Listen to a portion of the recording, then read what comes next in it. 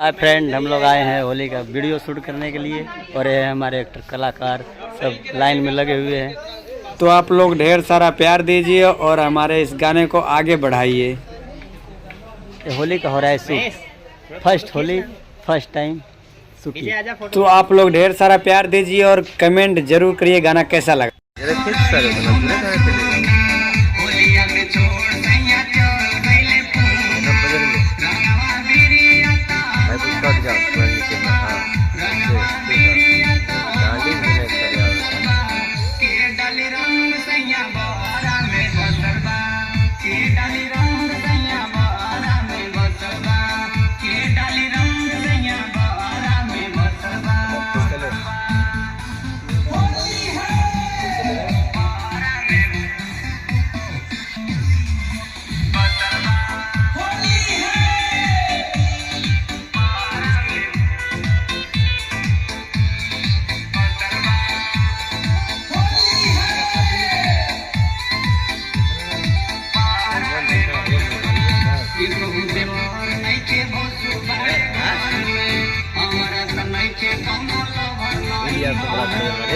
कहा सर